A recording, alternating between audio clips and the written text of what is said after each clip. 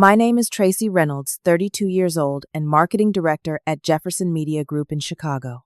As I walked into that boardroom, I never imagined my toner-stained blazer would change the trajectory of my career. The acquisition meeting with Horizon Enterprises was supposed to be my moment to shine after months of preparation, but my boss Gerald had other plans. He always did. Taking credit for my work was his specialty, but karma has impeccable timing. If you are watching this from your office cubicle wondering if corporate politics will ever change, hit subscribe and comment where you are watching from. Trust me, what happened next in that boardroom changed everything. 5 years at Jefferson Media Group had taught me a lot about office politics. I started as a junior marketing associate fresh out of grad school with big dreams and boundless energy. By year 3, I had worked my way up to marketing director, the youngest in the company history. My team respected me, and our campaigns consistently outperformed projections. Everyone noticed except the one person who mattered most, my boss, Gerald Thompson. Gerald was 56, perpetually scowling, and firmly believed he was the smartest person in any room. He had been with Jefferson for 15 years and viewed anyone with ambition as a threat, especially women. His management style consisted of micromanaging every detail, dismissing ideas in meetings, then presenting those same ideas to upper management as his own. He was notorious for sending emails at 2 a.m. with urgent demands that could have waited until business hours. "Tracy, can you join me in my office?" Gerald would call out across the floor instead of sending a message. It was always a performance to remind everyone who was in charge. In our weekly department meetings, the pattern was always the same. I would present a campaign idea with research and projections. Gerald would furrow his brow and say something like, "That is interesting but risky. Let us put a pin in that for now." Then a week later, he would unveil my exact concept to the executive team as his brilliant innovation. "You have to stand up to him," my colleague, Samantha Harper, would tell me over lunch. Samantha worked in finance and had witnessed Gerald take credit for my ideas in budget meetings. "He is walking all over you." "I know, Sam, but I am playing the long game," I would respond. "The executives know who does the real work. I just need one big win to prove myself." That big opportunity arrived when we learned Horizon Enterprises was considering acquiring Jefferson. Horizon was a media conglomerate 5 times our size with an impressive portfolio of digital properties. The acquisition would mean expansion resources and advancement opportunities for those who proved their value during the transition. When our CEO, Lawrence Brooks, announced that our department would be presenting our digital marketing strategy to Horizon, I saw my chance. I spent the next 3 weeks building a comprehensive presentation that showcased our unique market position and future growth potential. I worked late every night researching Horizon, analyzing their portfolio gaps, and creating a strategy that would demonstrate exactly how Jefferson could fill those gaps. "This presentation could fast-track me to vice president," I told Samantha over coffee. "No one knows our digital strategy better than I do. This is my opportunity to finally bypass Gerald and get recognized by the executive team." "Just make sure Gerald does not steal your thunder," Samantha warned. "You know how he operates." "Not this time," I assured her. "I have prepared for every possible question. He cannot present this material without me." The morning of the meeting, I arrived at the office at 6:30, 2 hours before my usual start time. I wanted to review the presentation one final time and make sure all the supporting documents were perfect. I had chosen my outfit carefully the night before, a charcoal gray blazer with matching slacks and a deep blue blouse that I knew photographed well and projected confidence. As I reviewed my slides in the conference room, Gerald strolled in at 8:15, coffee in hand. He surveyed the room, noting the printed materials I had organized at each seat. "Good, you are prepared," he said, as if surprised. "I reviewed your slides last night. I made a few adjustments to strengthen the narrative."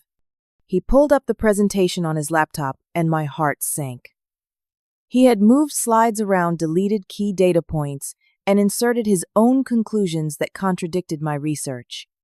"Gerald, those changes undermine the entire strategy," I said, trying to keep my voice steady.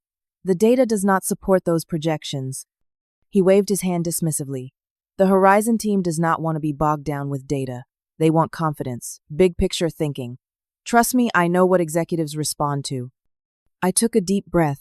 At least let me walk them through the market analysis section. Those numbers are complex, and I can explain the methodology. Gerald looked at me for a long moment, then checked his watch. Actually, I think it is best if I handle the entire presentation. Your analytical approach might come across as too hesitant. You can manage the slides and jump in if there are specific technical questions. My stomach dropped. This was not just him taking credit. This was him sidelining me completely during the most important meeting of the year. I opened my mouth to protest but was cut off by his phone ringing. "That is Lawrence," he said, glancing at the screen. "The Horizon team will be here in 30 minutes. Make sure everything is perfect in the conference room." He stepped out to take the call, effectively ending our conversation. I stood alone in the conference room, surrounded by my work that Gerald was about to present as his own. Again, the familiar mix of frustration and helplessness washed over me, but this time there was something else too: determination. One way or another, I needed to make sure the Horizon team knew whose strategy they were really considering. I had 25 minutes before the Horizon executives would arrive. Though Gerald had made it clear he would handle the presentation, I decided to print extra copies of the original data appendix that contained my full research. At minimum, I could distribute these as supplementary materials and hopefully direct questions toward the sections that Gerald had removed. The main copier was located in a small room at the end of the hall. As I approached, I could hear the familiar sound of paper jamming and someone muttering in frustration. I pushed open the door to find the machine displaying multiple error messages with paper crumpled in various parts of its interior. Toner dust covered the scanning surface, and the warning light was blinking an angry red. Perfect timing. The most important meeting of my career, and the copier decides to have a meltdown. I considered finding another printer, but all 20 copies needed to be collated and bound, and this was the only machine in the office with those capabilities. I set down my flash drive and folder, rolled up my sleeves carefully to protect my blazer, and bent down to open the main panel. Years of office life had made me surprisingly adept at fixing printer issues. I located the main jam and gently began extracting crumpled paper from deep within the machine. "Piece of junk," I muttered as I removed a particularly mangled sheet. "They never work when you need them most," a voice said from behind me. I turned to see an older gentleman in jeans and a casual button-down shirt standing in the doorway. He must be from IT, I thought, though I did not recognize him. Jefferson typically had strict business attire requirements, but the tech team was given more flexibility. "Mind if I help?" he asked, already rolling up his sleeves. "I have fought my share of copier battles." "Please," I said, gesturing to the disaster before me. "I have 15 minutes to get 20 copies ready for a major presentation." He nodded and knelt beside me, examining the interior of the machine. "I am Thomas, by the way," he said, extending a hand that was surprisingly calloused for an office worker. "Tracy Reynolds the First," replied, shaking his hand. "Marketing Director." "Nice to meet you, Tracy. Let us see what we are dealing with here." He pointed to a section deep in the machine. "There is your problem. The paper is wrapped around the heating element. If we can clear that, the rest should be simple." Together, we worked methodically, removing jammed paper piece by piece. Thomas was knowledgeable about the machine, pointing out components and explaining how the paper path worked as we fixed each issue. "So what is this important presentation?" he asked as we worked. "Horizon Enterprises is considering acquiring us." I explained carefully, extracting a torn piece of paper with tweezers from my purse. "Our department is presenting our digital marketing strategy to their team today." "Sounds important," he said. "Are you nervous?" I paused, considering how much to share with this stranger. "A little.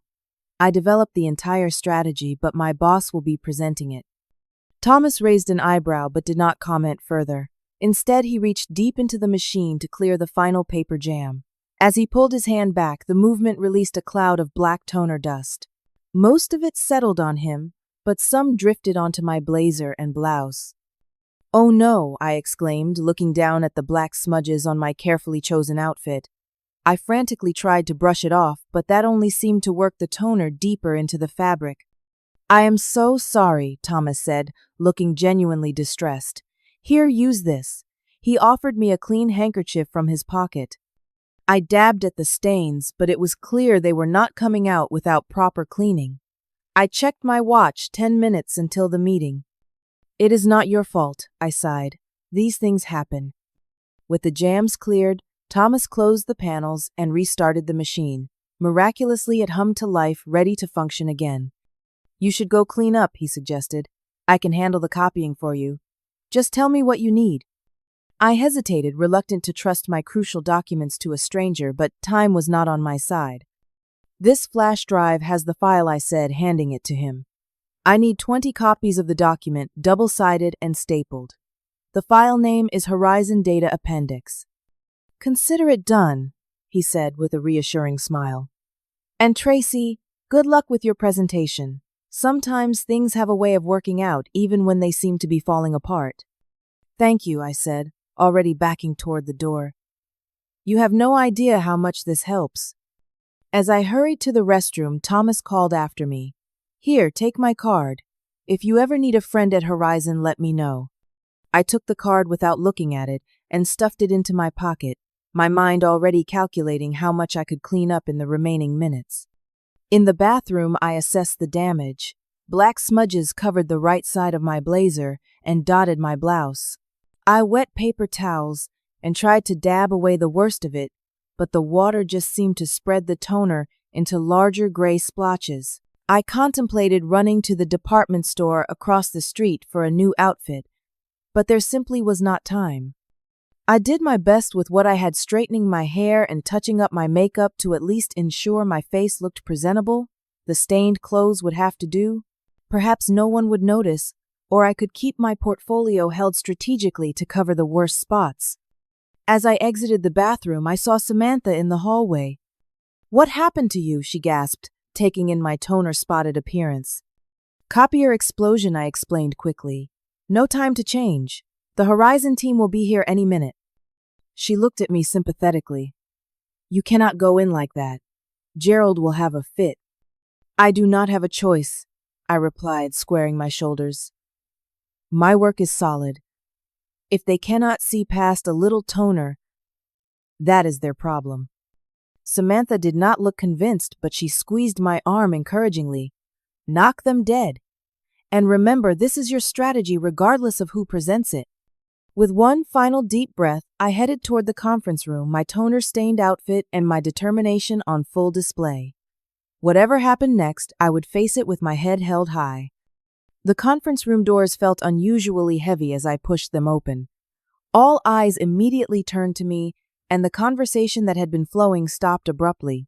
6 people sat around our mahogany conference table, 4 of whom I recognized as Horizon representatives from their LinkedIn profiles I had studied. Gerald stood at the head of the table mid-sentence, his expression morphing from professional charm to horror as he took in my appearance. "Tracy," he said, his voice tight, with barely contained anger disguised as concern. "What happened to you?" Before I could answer, one of the Horizon executives, a thin man with wire-rimmed glasses who I recognized as their chief marketing officer, Alan Bryant, looked me up and down with undisguised disdain. "Did you crawl out of a printer?" he asked, his voice dripping with contempt. Several people around the table chuckled uncomfortably. My cheeks burned with humiliation. I straightened my posture and tried to maintain my dignity. There was an incident with the copier while I was preparing additional materials for our presentation.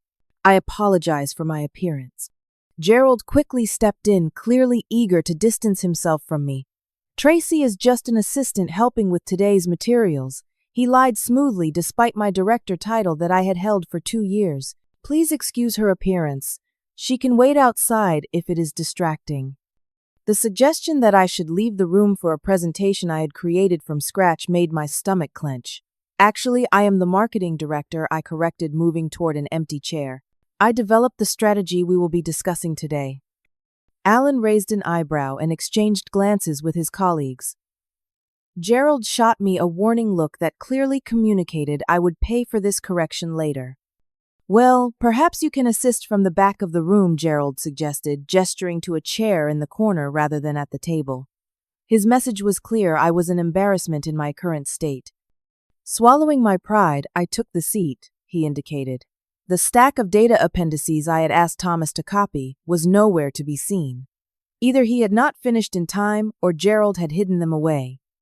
As I was saying, Gerald continued smoothly, Jefferson Media Group has developed a cutting-edge digital strategy that perfectly complements Horizon's existing portfolio. He clicked to the first slide of my presentation, the one I had spent hours perfecting.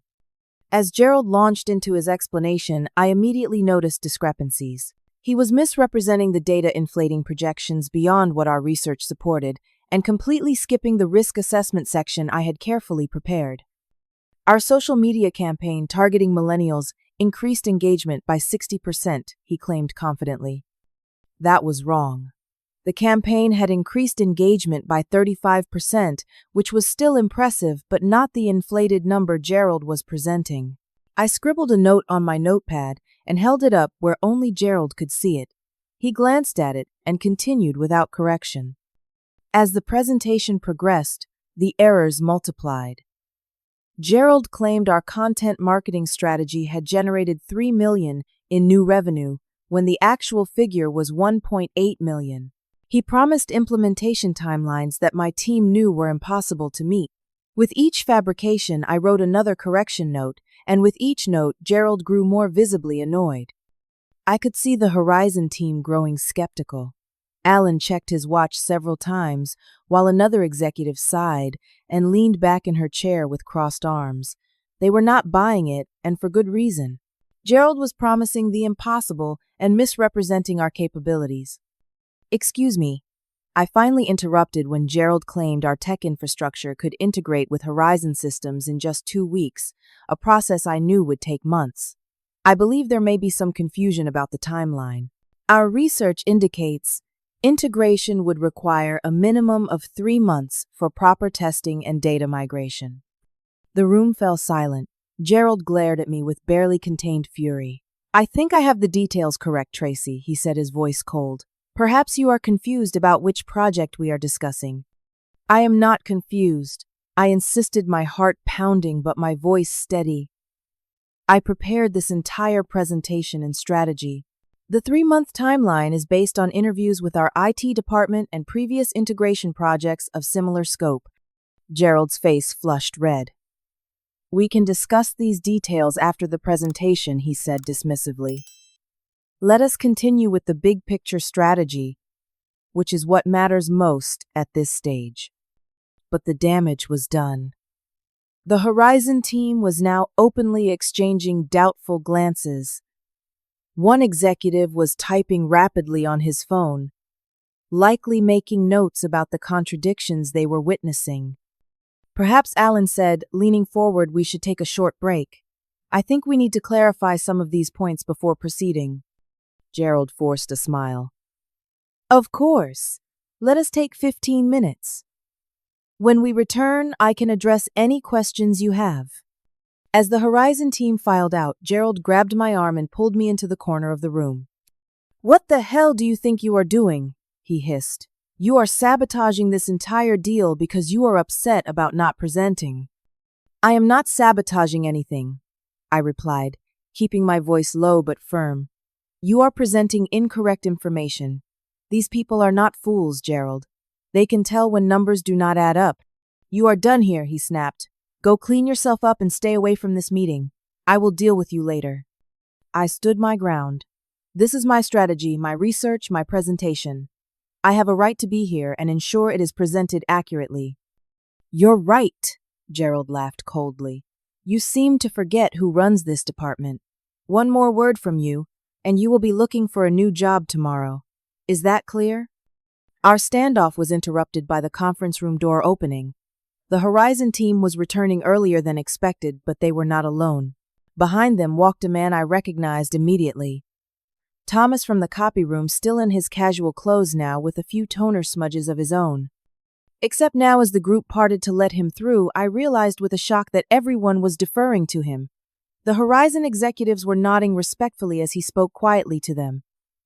This was not an IT guy at all. Gerald's expression shifted from anger to confusion, then to a sycophantic smile as he stepped forward with an extended hand. "Welcome, you must be from the Horizon executive team. I do not believe we have met. Gerald Thompson, Marketing Vice President at Jefferson." Thomas took Gerald's hand briefly, then turned to me with a warm smile of recognition. "And Tracy Reynolds, Marketing Director. Good to see you again." Everyone turned to look at me in my toner-stained outfit, standing awkwardly in the corner where Gerald had banished me. I suddenly realized who Thomas must be, and the business card I had stuffed unread into my pocket seemed to burn there. "You two have met?" Gerald asked, looking between us with growing concern. Thomas nodded. "Tracy kindly helped me with a copy machine issue earlier. She mentioned she had prepared today's presentation." Gerald's face paled visibly as Thomas continued. "I am Thomas Richards, CEO of Horizon Enterprises. I apologize for my late arrival and casual attire. I like to get a feel for companies we are considering acquiring by experiencing them as an ordinary visitor first." The room fell completely silent as everyone processed this revelation. The CEO of Horizon, the man whose approval would determine the future of Jefferson Media Group, had been helping me fix a copy machine while my boss had been lying about my work. Thomas approached the table and picked up the printed materials, which I now recognized as the data appendices I had asked him to copy. He flipped through them thoughtfully, then looked up at the slide Gerald had been presenting. "There seems to be a discrepancy between these projections and what is in this appendix," he observed mildly. Gerald stammered, "Well, yes, there are different scenarios we considered, and I was presenting the most optimistic case." Thomas looked at me, then back at Gerald, then to his team. His expression was unreadable for a moment. Then he simply said, "I am with her." 4 words that changed everything. "I am with her." Thomas Richards repeated, this time looking directly at me. "Tracy and I had quite the adventure battling that copy machine.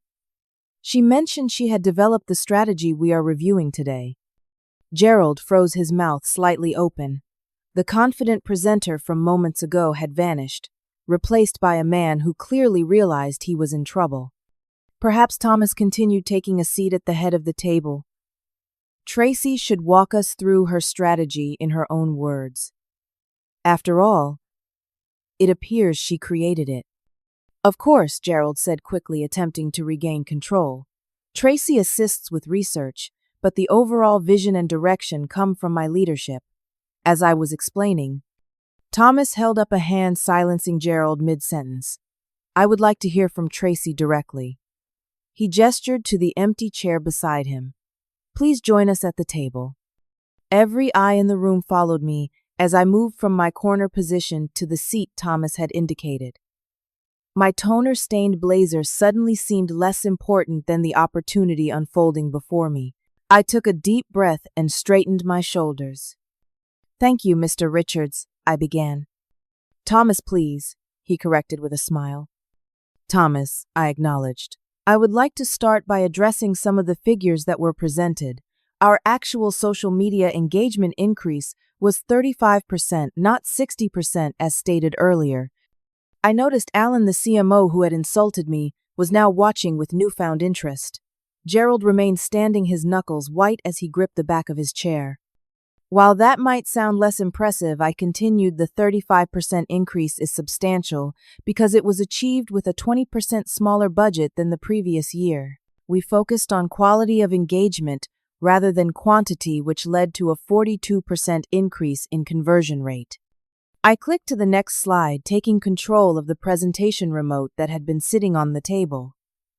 If you look at the data appendix, page 3, you will see the full breakdown of our results across platforms. For the next 20 minutes, I guided the Horizon team through my original strategy, correcting misrepresentations and providing context for the numbers. As I spoke, I could see genuine interest growing in their expressions. Thomas occasionally asked insightful questions that showed he deeply understood the digital media landscape, and I answered each one confidently. What about the integration timeline? Alan asked, his earlier contempt replaced by professional curiosity. Gerald mentioned 2 weeks, you said 3 months. That is quite a discrepancy. I pulled up the implementation timeline slide that Gerald had skipped entirely. Based on interviews with our IT department and case studies of similar integrations, 3 months represents a realistic timeline. Could it be done faster? Possibly, but at significant risk to data integrity and user experience. I glanced at Thomas. In my experience, promising unrealistic timelines leads to failed projects and damaged trust. Thomas nodded thoughtfully. I appreciate your honesty, Tracy. Too often in these discussions, we hear what people think we want to hear rather than what we need to hear. Gerald, who had been silent throughout my explanation, finally saw an opening. I believe I mentioned the 2-week timeline was for the initial phase only, he said smoothly. The full integration would indeed take longer, as Tracy indicates. Thomas did not acknowledge Gerald's attempt to save face. Instead, he turned to me again. In your appendix, you mention an innovative approach to content syndication across platforms. Could you elaborate on that? I launched into an explanation of the content strategy I had developed, a system that would allow Horizon to leverage Jefferson's niche content across their broader network while maintaining brand integrity. As I spoke, I could see growing enthusiasm from the Horizon team. Even Alan was nodding along. This addresses a gap we have been trying to fill for some time, Thomas remarked when I finished. He turned to his team. What are your thoughts? One by one, the Horizon executives expressed interest in different aspects of my strategy. They asked challenging questions that I answered with confidence, occasionally referencing specific pages in the data appendix for supporting evidence. Gerald remained silent, his earlier bravado completely deflated. I think we have seen enough for today, Thomas finally said after nearly an hour of discussion. Tracy, this is impressive work. You have clearly put considerable thought into how our companies could integrate effectively. Thank you, I replied, feeling a surge of pride and vindication. Thomas stood, signaling the meeting's end. We will need to review all this information internally, of course, but I am very interested in continuing our conversation. He handed me his business card officially this time, with a knowing smile. Please feel free to contact me directly if you have any additional insights you would like to share. As everyone gathered their materials, Thomas addressed the room. I apologize again for my unconventional approach today. When considering acquisitions, I find it valuable to observe companies in their natural state, not just their polished presentation mode. It tells me much more about the culture and the people. His eyes met mine briefly, and I understood what he was not saying explicitly. He had witnessed Gerald's behavior and drawn his own conclusions. The Horizon team filed out, with Thomas being the last to leave. At the door, he paused and turned back. Tracy, despite the Copier incident, or perhaps because of it, this has been one of the most illuminating acquisition meetings I have attended. Thank you for your candor. As the door closed behind him, the conference room fell into a heavy silence. Gerald and I were alone, the dynamic between us irrevocably altered. The conference room door had barely closed behind the Horizon team when Gerald turned to me, his face contorted with rage. What the hell was that? He demanded, his voice low but intense. You deliberately undermined me in front of potential acquirers. I gathered my notes calmly, determined not to let him see how my hands were shaking. I corrected inaccurate information, Gerald. There is a difference. You made me look like a fool, he snapped, slamming his palm on the table. Years of building my reputation in this industry, and you damaged it in 1 hour. I faced him squarely. You damaged your own reputation by presenting false data. I merely presented the truth. Gerald paced the length of the conference room, running his hands through his thinning hair. This was a setup, was not it? You somehow knew Richards would be here incognito. What did you do? Research his appearance and approach him deliberately? The accusation was so absurd, I almost laughed. Are you serious? I had toner all over my clothes because I was trying to fix the copier to print materials for your presentation. It was pure coincidence that Thomas was there. Thomas, Gerald mimicked, sarcastically. First name basis with the CEO of Horizon after one meeting. How convenient. I took a deep breath, trying to maintain my professionalism despite his childish behavior. Gerald, the presentation went well. The Horizon team was impressed with our strategy. Isn't that what matters? What matters, he said, stepping uncomfortably close to me, is loyalty and respect for the chain of command. You showed neither today. Respect goes both ways. I replied, standing my ground. You have taken credit for my work for years. You sidelined me from presenting my own strategy. You lied about my role to the Horizon team. Where was your respect for me? Gerald's eyes narrowed. You have no idea how this business really works. I have protected you, mentored you. This is how you repay me. By stabbing me in the back the moment you get an opportunity? Protected me, I repeated incredulously. You have held me back at every turn. Any success I have had has been despite you, not because of you. His face flushed dark red. You think you are indispensable now because Richards took a shine to you. Let me tell you something, Tracy. One good meeting does not make a career. I have connections throughout this industry that you cannot even imagine. Are you threatening me? I asked, my voice steady, despite the knot forming in my stomach. Gerald smiled coldly. I am giving you a reality check. Cross me again, and you will never work in marketing in this city again. I will make sure of it. For a moment I felt a flash of the old fear, the instinct to back down and apologize that had kept me under his thumb for so long. But then I remembered Thomas Richards saying I am with her, and my resolve strengthened. I think we are done here, I said, gathering my materials. I have work to do. This is not over, Gerald called after me as I walked toward the door. You have made a serious mistake today. The office was buzzing with whispers as I returned to my desk. Word had clearly spread about the dramatic turn of events in the Horizon meeting. Some colleagues avoided eye contact, while others gave me subtle nods of acknowledgement or support. Samantha appeared at my cubicle within minutes. What happened? She whispered urgently. Everyone is saying you took over the presentation and Gerald got humiliated. I gave her a condensed version of events, still processing the reality of what had occurred myself. The copy machine guy was the CEO of Horizon, she repeated, eyes wide.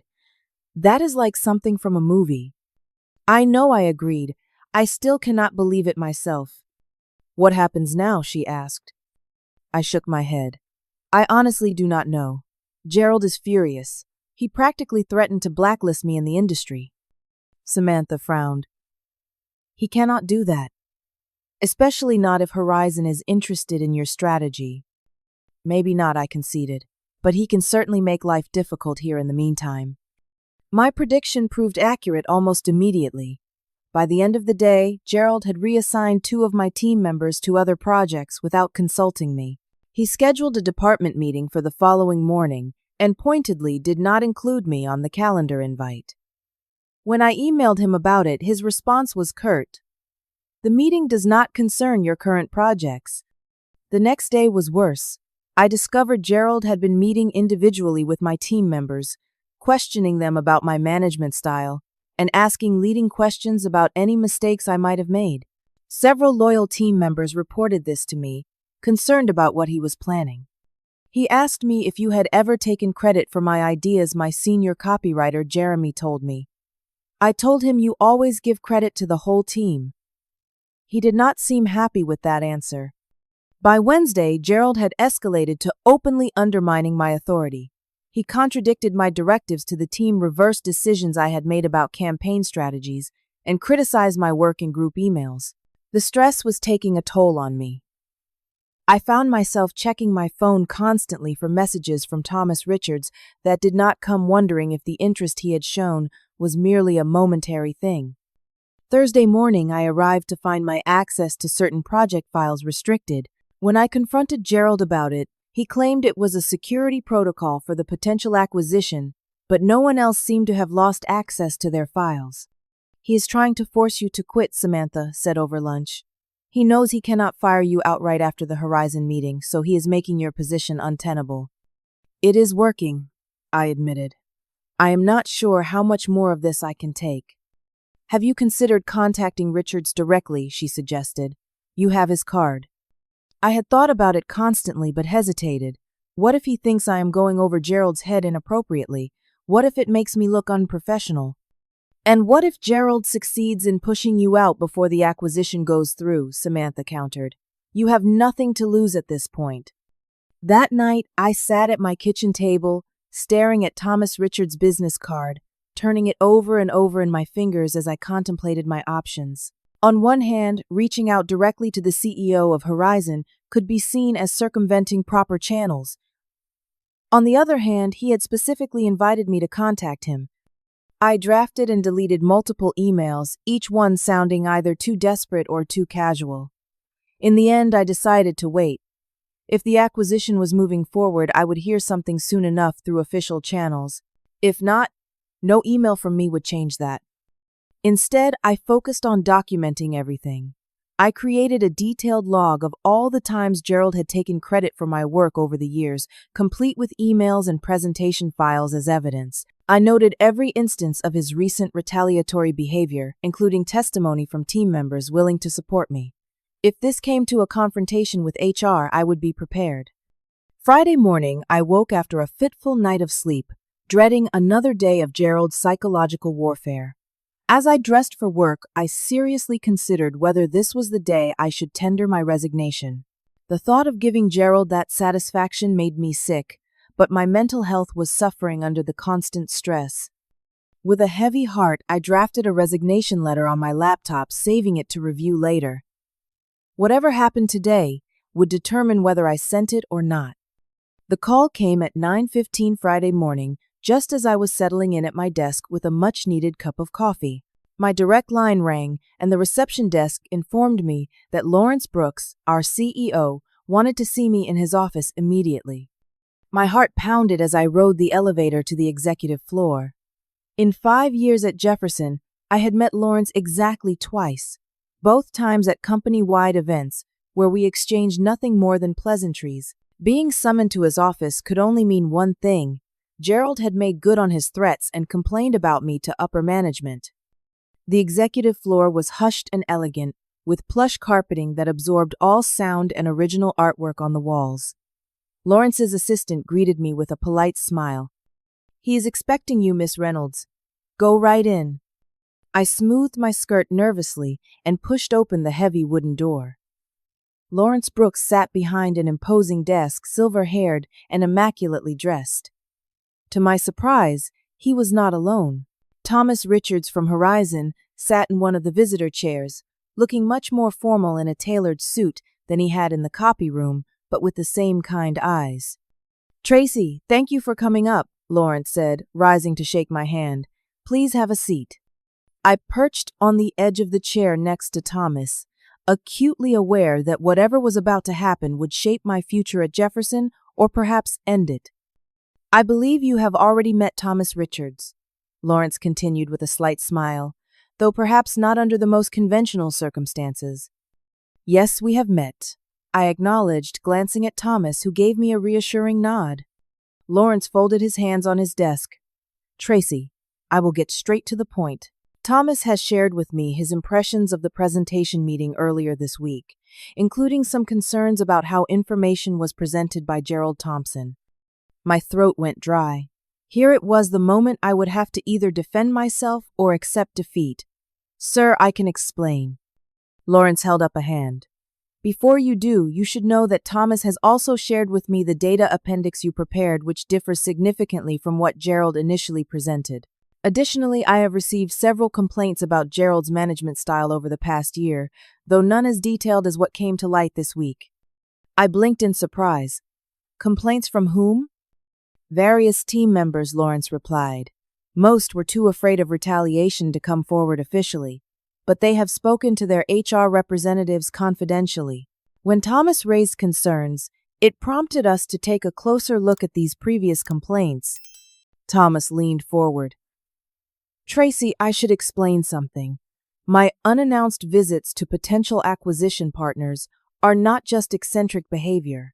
They are a deliberate strategy to assess company culture and identify the real talent and challenges within an organization. The copy machine incident, I said, understanding dawning. He nodded.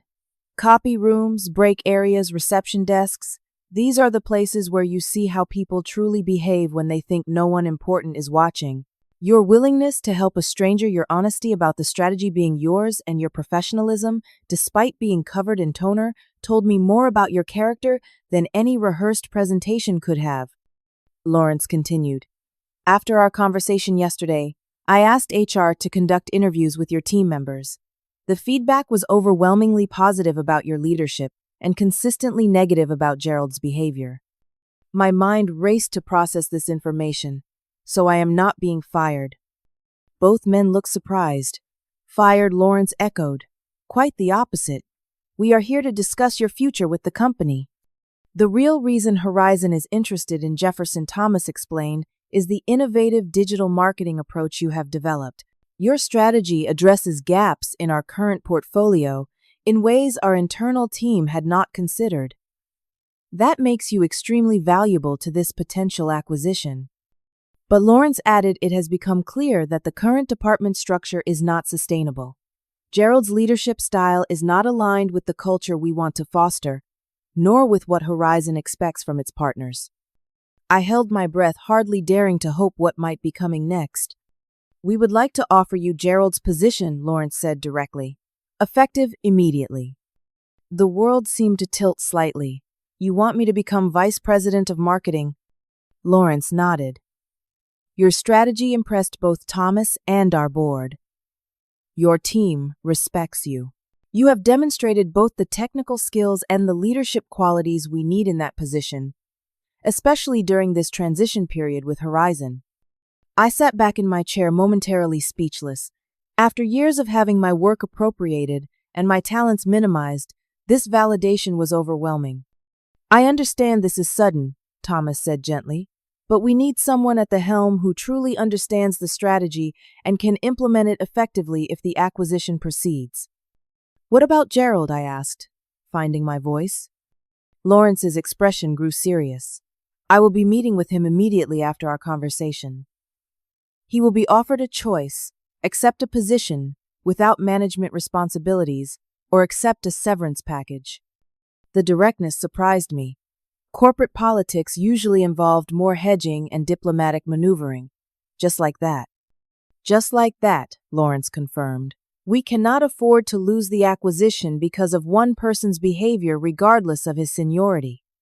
I took a deep breath, considering the enormity of what was being offered. I would need to build a new leadership team, restructure some of the reporting lines. Lawrence smiled. The fact that you are already thinking about implementation rather than celebration tells me we are making the right choice. Do you accept the position, Tracy? In that moment, all the doubts, all the times I had been talked over in meetings, all the stolen credit and belittling comments from Gerald flashed through my mind. Then I thought of my team, the strategy I had built, and the opportunity to lead it myself. Yes, I said firmly. I accept. Excellent. Lawrence stood and extended his hand. Congratulations, Vice President Reynolds. The meeting with Gerald took place 30 minutes later in Lawrence's office. At Lawrence's request, I was present along with the head of HR. Gerald entered confidently, clearly, expecting a different conversation than the one awaiting him. His smile vanished when he saw me seated beside Lawrence's desk. Gerald, please have a seat, Lawrence began formally. I have asked Tracy to join us because this concerns the future leadership of the marketing department. Gerald shot me a suspicious glance as he lowered himself into a chair. Is this about the Horizon presentation? I can explain the discrepancies, Thomas Richards observed. There was a misunderstanding about which version of the data we were presenting. This is about more than one presentation, Lawrence replied. It is about a pattern of behavior that has been documented over time. Taking credit for team members' work, misleading upper management about campaign results, creating a hostile work environment through intimidation and threats. Gerald's face flushed. That is absurd. Who has been making these accusations, Tracy? Because she is hardly an unbiased source after her performance this week. Multiple sources, Lawrence said calmly, including team members you thought were loyal to you. Gerald turned to me, his expression venomous. This is your doing. You manipulated the situation with Richards to undermine me. I maintained my composure. I presented accurate information about our strategy, Gerald. That is all. Lawrence interrupted before Gerald could respond. Effective immediately, Tracy will be assuming the role of Vice President of Marketing. You have two options, Gerald.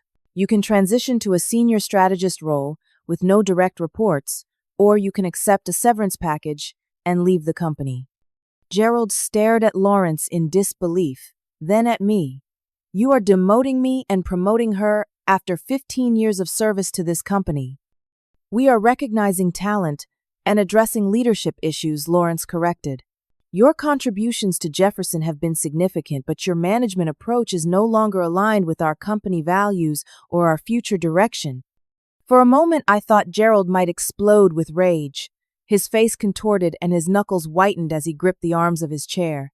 Then, with visible effort, he controlled himself. I will not work under her, he said coldly. I will take the severance. Lawrence nodded, as if he had expected this response. HR will prepare the necessary paperwork. You will be escorted to collect your personal items, and your system access will be terminated today. Gerald stood abruptly. 15 years thrown away because she managed to charm the right person at the right time. You will regret this decision. That is enough, Gerald, Lawrence said firmly. Security will meet you at your office. Without another word or glance in my direction, Gerald stormed out of the room. Lawrence turned to me with a weary smile. Not the most graceful exit, but about what I expected. Are you ready for your first challenge as vice president? I nodded, still processing the whirlwind of events. What would that be? Addressing the department about the leadership change. Today? 3 hours later, I stood before the assembled marketing department, 30 pairs of eyes watching me with expressions ranging from shock to relief to uncertainty. News of Gerald's departure had spread quickly, but the official announcement of my promotion was new information for most. As you have likely heard, I began, Gerald Thompson is no longer with Jefferson Media Group. Effective immediately, I will be serving as Vice President of Marketing. A murmur swept through the room. I saw Samantha in the back giving me a discreet thumbs up. I know this is sudden, and change can be unsettling, but I want to assure you that this department's success has always been built on your collective talents, not any single leader. That will not change under my leadership, except that every contribution will be recognized and credited appropriately. I outlined my immediate plans for the department, emphasizing collaboration and transparency. I acknowledged the potential acquisition by Horizon and promised to keep everyone informed as information became available. My door is always open, I concluded. I am counting on each of you as we navigate this transition together. As the meeting dispersed, team members approached one by one to congratulate me. Some shared stories of relief about Gerald's departure, while others offered support for my new role. The energy in the department had shifted palpably, like a collective exhale after holding breath for too long. Samantha was the last to approach, enveloping me in a tight hug. Vice President Reynolds, she said with a wide grin. How does it feel? I laughed, the tension of the past week finally releasing. Surreal, terrifying, wonderful. You earned this, she said seriously. Not because of luck or charm or a Copier jam, but because you are brilliant at what you do. I nodded, finally allowing myself to believe it. Thank you for always believing in me, even when I did not believe in myself. So she asked, what is your first official act as VP going to be? I smiled. Promoting you to Director of Finance Strategy. If you want it, that is. Her eyes widened. Are you serious? Completely. I need people I trust in key positions. There is no one I trust more than you. As we walked back to what would now be my office, I thought about the strange winding path that had led to this moment. A copy machine malfunction that could have been a disaster had instead been the catalyst for the biggest opportunity of my career. Sometimes I reflected what initially seems like our worst moment can turn out to be the beginning of our best chapter. 6 months passed in what felt like both an eternity and the blink of an eye. The acquisition by Horizon Enterprises had been finalized 3 months after that fateful meeting, ushering in a period of intense activity and transformation for Jefferson Media Group. My role as vice president had evolved to include overseeing the integration of our marketing strategies across the broader Horizon portfolio. The transition had not been without challenges. Some team members struggled with the changes, and a few even left for other opportunities. But for every departure, we gained new talent excited by our vision and approach. The toxic, competitive culture Gerald had fostered had been replaced by collaborative energy that fueled innovation rather than fear.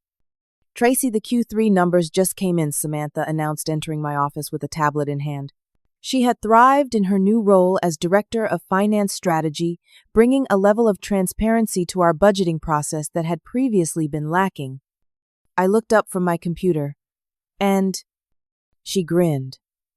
"The content syndication strategy is performing 30% above projections. Thomas wants to implement it across all Horizon properties now, instead of waiting for the phased rollout." Pride swelled in my chest, not just for the success of the strategy I had developed, but for the team that had executed it so effectively.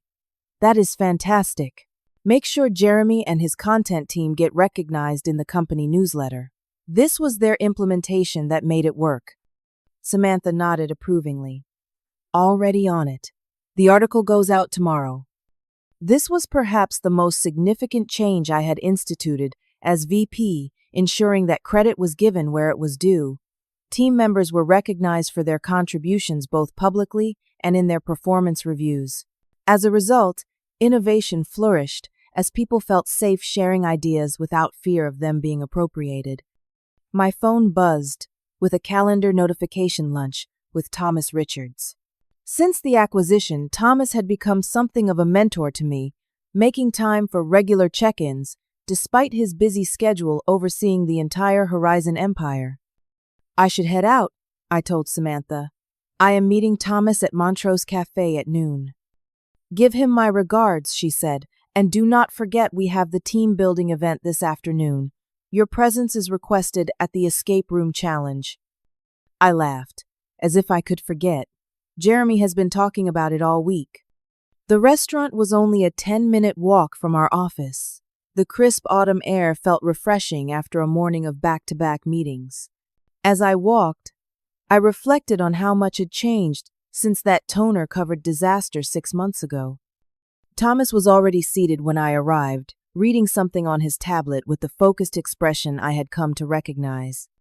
"Tracy," he smiled, standing to greet me. "Right on time as always." One of my few virtues, I joked, settling into the chair across from him. "One of many," he corrected, setting aside his tablet. "Including the virtue of building one of the most effective marketing teams I have seen in 20 years in this business." I felt a flush of pride at his words. Coming from Thomas Richards, that was high praise indeed. "The team deserves the credit," I said. "They just needed the right environment to flourish." "Which you created," Thomas pointed out. "Leadership matters, Tracy. Never underestimate the impact of setting the right tone from the top." After we ordered, Thomas leaned back in his chair with a thoughtful expression. "Do you know why I decided to acquire Jefferson?" "Our digital strategy filled gaps in your portfolio," I answered, reciting the official reason that had been communicated during the acquisition. He shook his head slightly. "That was part of it, yes. But I could have acquired a dozen other companies with similar capabilities." What set Jefferson apart was what I witnessed in that copy room. I raised an eyebrow questioningly. "When I visit companies incognito, I am looking for indicators of the real culture, not the one they present in boardrooms," he explained. "At Jefferson, I saw someone who was willing to help a stranger with no expectation of reward, who spoke honestly about her work without complaint or politics, who faced humiliation with dignity and stood up for the truth even when it was difficult." Those qualities told me more about the potential of Jefferson than any presentation could have. I had never considered my actions that day in that light. I just did what seemed right at the time. Exactly, Thomas smiled. Character is revealed in those unguarded moments when we think no one important is watching. Your response showed me that beneath Gerald's leadership was a foundation of talent and integrity worth investing in. Our food arrived, and the conversation shifted to more immediate business matters, but Thomas's words stayed with me throughout the meal. The idea that my ordinary actions in what I thought was a disastrous moment had revealed something valuable about my character was both humbling and empowering. After lunch, I returned to the office for the team-building event. Watching my team work together to solve the escape room puzzles, I saw what Thomas meant about culture. The way they collaborated gave space for different strengths to shine, and celebrated each small victory together, reflected the environment we had built over the past 6 months. Jeremy, who had been the quietest member of the team under Gerald's leadership, was now confidently directing part of the challenge, his analytical skills proving invaluable. Melissa, a new hire, who had been hesitant to share ideas in her first weeks, suggested a creative solution that helped unlock a particularly difficult puzzle. We did it! The team cheered as the final lock clicked open with 5 minutes to spare on the clock. High fives and congratulations circulated as we filed out of the escape room. Great job, everyone, I said sincerely. Your problem-solving skills are officially escape room approved. Back in my office that evening, I found myself reflecting on the journey as I prepared for the next day's executive committee meeting. The copy machine incident that had seemed like such a disaster had actually been the catalyst for the most significant growth of my career. I thought about all the times in life when what initially appears to be a failure or embarrassment turns out to be the beginning of something transformative. How often do we miss opportunities because we are too focused on avoiding discomfort or maintaining appearances? The toner stains that had mortified me had also made me memorable. The humiliation I felt when the client mocked my appearance had set the stage for vindication when Thomas revealed his identity. What had seemed like my lowest professional moment had actually been the turning point toward my greatest success. There was a profound lesson in that realization. Our moments of vulnerability, when we feel exposed and imperfect, are often the same moments that reveal our true character to others. It is easy to appear competent and confident when everything is going according to plan. The real test comes when things fall apart, and we have to find our way through the mess both literally and figuratively. I had learned to value authenticity over perfection, integrity over appearance, and resilience over comfort. These were the qualities that had ultimately earned me this position, not a flawless presentation or a spotless blazer. As I gathered my things to leave for the day, I noticed the framed photo on my desk taken at the acquisition celebration 3 months ago. There I stood beside Thomas and Lawrence, all of us smiling at the camera. If you looked closely, you could see a faint smudge of toner still visible on the sleeve of my blazer, which I had kept as a reminder of where this journey began. Some might have discarded that toner-stained blazer, erasing the evidence of that embarrassing day. But I had it professionally cleaned and preserved the small remaining mark, a personal symbol of how unexpected disasters can lead to unforeseen opportunities when faced with integrity and resilience.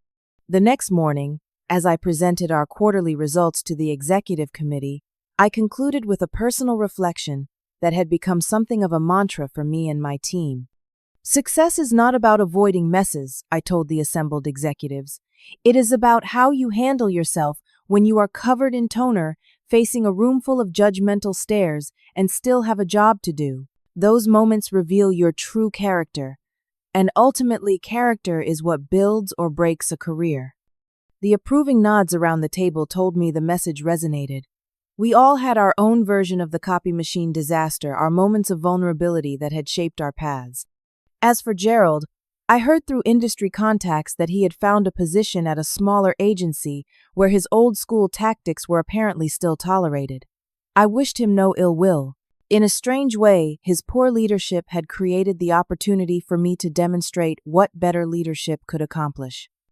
That evening, as I mentored a junior team member struggling with confidence issues, I shared the story of the toner incident and its unexpected outcome. Sometimes what seems like your worst moment can actually be the beginning of your best chapter, I told her. The key is to never let embarrassment or fear prevent you from standing in your truth. She looked at me with new understanding. I have been so worried about making mistakes that I have been holding back my ideas. The biggest mistake is not allowing yourself to be seen mess, and all I replied.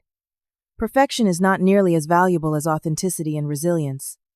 As she left my office with renewed confidence, I felt the satisfaction of paying forward the lessons I had learned. The cycle of toxic leadership had been broken, replaced by a culture of support and recognition that allowed everyone to grow. That toner-stained day had taught me that sometimes we need to get a little messy to reveal our true potential. It is not the polished facade that ultimately earns respect and creates success, but the authentic character that emerges when the facade cracks. Have you ever had a moment when what seemed like a disaster turned into an unexpected opportunity? I would love to hear your stories in the comments below. And if this resonated with you, please hit the like button. Subscribe to my channel for more stories about navigating workplace challenges. And share this with someone who might be going through their own toner-stained disaster, right? Now, remember, sometimes the biggest messes lead to the most beautiful transformations.